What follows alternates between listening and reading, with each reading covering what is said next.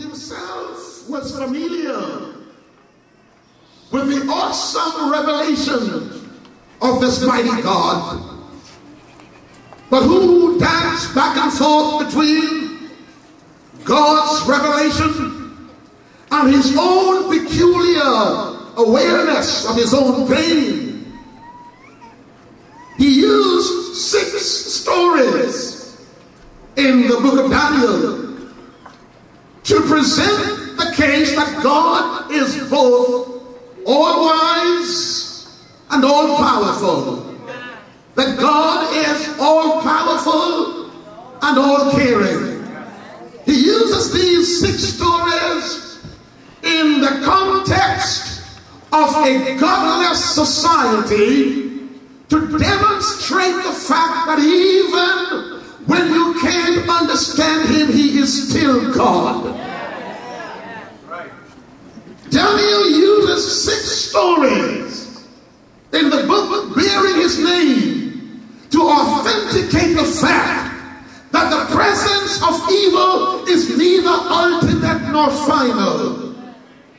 He uses these stories to reassure God's children, particularly those dealing with unsought for and unwelcome challenges. He uses these stories to make the point that evil will not have the last word, that by and by when the mists rolled away, if you can trust him, he'll take you through, and ultimately you will know that were you able to see the end from the beginning, you would never have chosen to live any other way than God has chosen to lead you.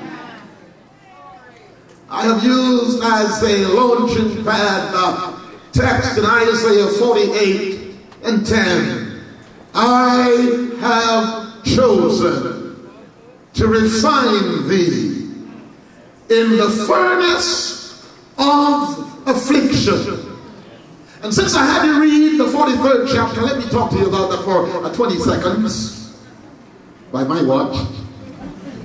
The Bible uses a pair of opposites to encompass everything.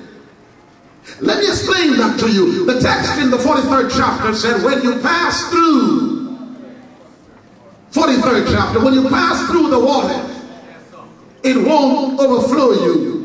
When you pass through the fire, it won't burn you. It won't consume you. He uses water and fire, flood and fire, 2 opposites, to represent the fact that God is equally able in both.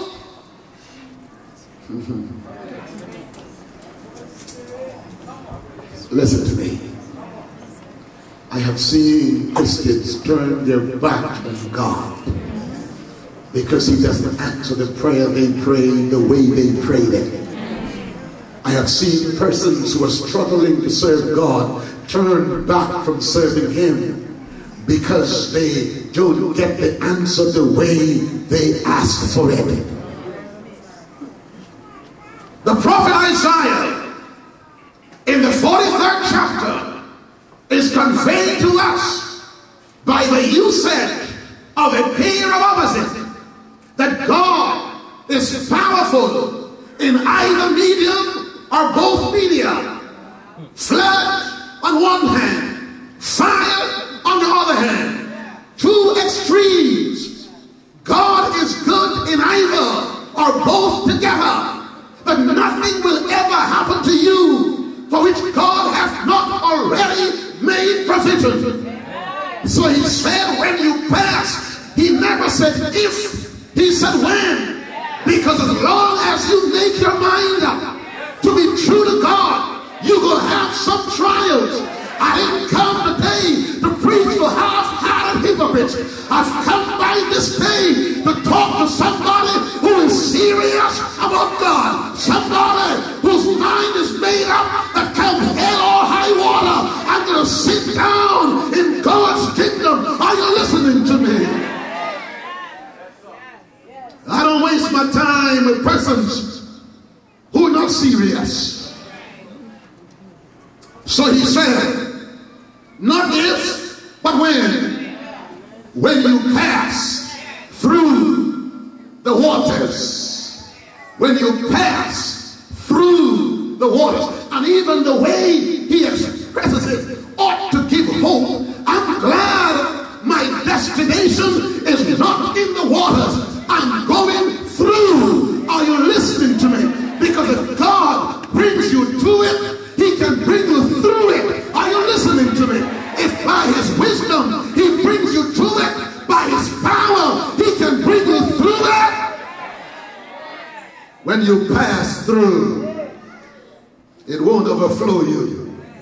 When you come through the fire, it won't consume you. He is good in the flood. He is good in the fire. And usually I use my final message to encourage those who are just baptized, to encourage those who've been in and sometimes struggling, and to challenge those who have not yet made the decision to know that God is able. And that's my subject. He's able. Since I was just warming up, let's get ready to preach. Daniel chapter 3. Nebuchadnezzar the king made a great image of gold whose height was 60 cubits, and the breadth 6 cubits.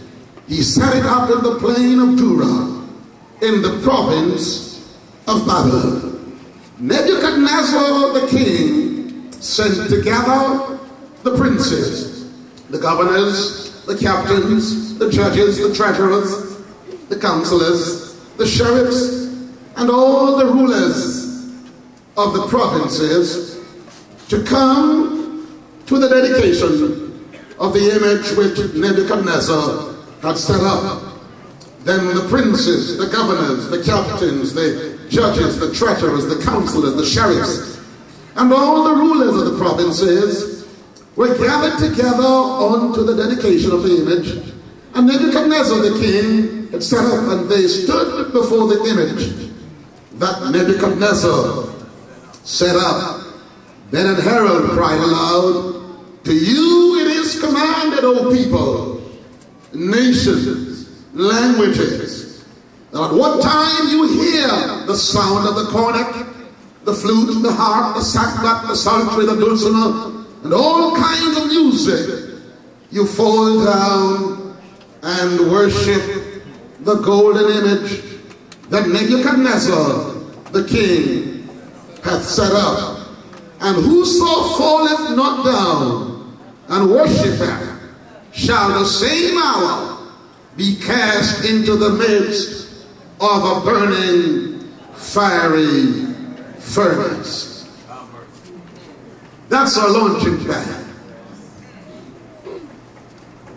Theologians and commentators tell us that Nebuchadnezzar set up this image the year after Daniel interpreted for him the dream he had. The dream that said, thou art this head of gold, and after thee shall arise another. Some commentators theorize that the statement, after thee shall arise another, bothered his mind. You know us. We like to think that we're going to be here forever. We like to think that the power we have, the beauty we have, will be that way forever. Take it from this old man.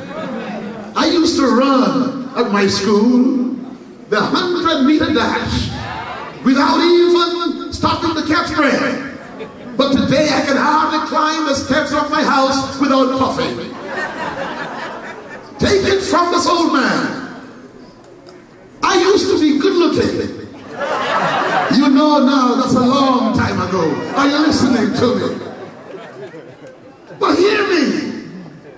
As I am now, so you will be soon. And if you don't believe me, just keep on living. The truth is, Nebuchadnezzar was glad when he heard the statement, thou art this head of gold. You're in charge. You're larger than life. You're man ruling the world. But he noticed in the prophecy and its interpretation that the kingdom that came after him was made of inferior stuff. Someone said that maybe in his mind he wanted his kingdom to outlast all prophecy. So he would make an image not only of a head of gold, but of pure gold from head to toe. Secondly, they tell us it was in the 7th year of his reign. Now that's a serious number. By that year he had information about the true God. Having had the explanation from Daniel, listen to me, this time he would challenge the worship of the living God. This image, they tell us, 90 feet from the base on which it was standing to the tip at the top. Here he had all his rulers.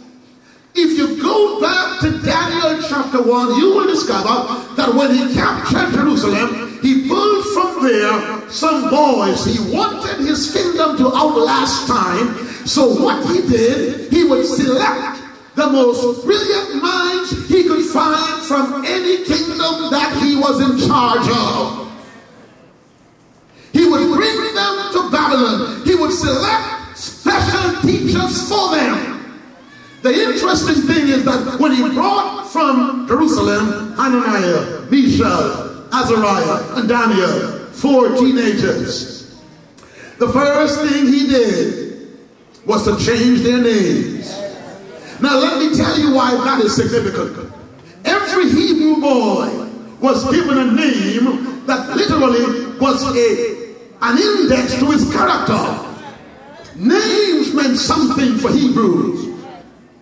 Nebuchadnezzar felt that by changing their names, he can change their connection. He can change their destiny. By changing their names, he can reorder their purpose.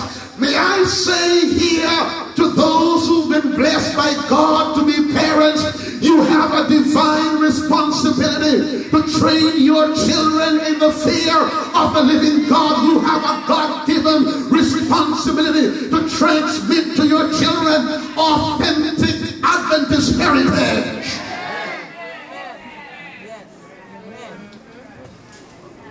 Daniel chapter 1, 8 through 10, the Bible tells us that even though he literally instructed that their name should be changed, the second thing was that he instructed that their diet should be changed.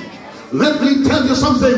Your diet will determine your lifestyle. Are you listening to me? And today we are familiar with what is known as lifestyle diseases because we fail to follow God's instructions.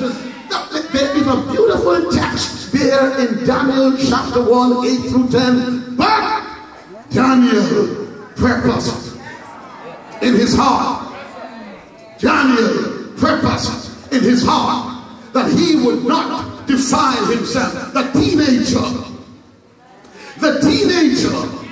with this awesome privilege to eat at the king's table. He wasn't eating at the table of the sheriff. It was the king's table. He was eating at the table